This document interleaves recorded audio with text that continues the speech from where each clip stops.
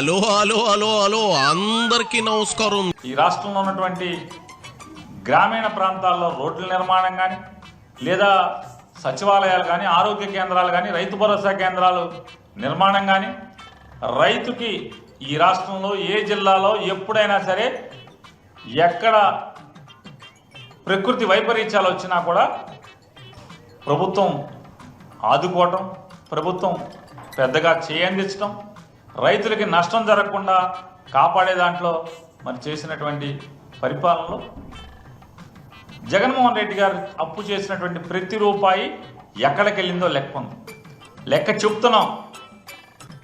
కానీ ఇవాళ ఇప్పటి వరకు సంవత్సరం నిండకుండానే చంద్రబాబు నాయుడు, పవన్ కళ్యాణ్, మోడీ గారు ముగ్గురు కలిసి చేసినటువంటి రాష్ట్రానికి అప్పు 1,47,000 కోట్ల రూపాయలు ఏం చేశారయ్యా అంటే లెక్క లేదు, పత్రం లేదు, చెప్పేవాడు లెక్క చెప్పేవాడు కూడా లేడు. నీకెందుకు లేక చెప్పాలి పేరుని? ఆ అవసరం కూటమి ప్రభుత్వానికి లేదు. రమ్మను జగన్ రెడ్డిని అసెంబ్లీకి, పారిపోవద్దని చెప్పు, అక్కడ నిలదీయమను, ప్రభుత్వం అప్పుడు చెప్తుంది. మీకు కాదు, ప్రజలకు. అర్థమైందా? క్యారీ బ్యాగుల పేరుని చాలి వెళ్ళిరా. అలసి సొలసిపోయావు, ఎండలకు సీపి లెక్కర తాగుకు, కూసంత సద్దాన్నంలో పెరిగేసుకుని ఓ ఒళ్ళుపై నంచుకో, ఏడు తగ్గి మాట సాక్కంగా వస్తుంది.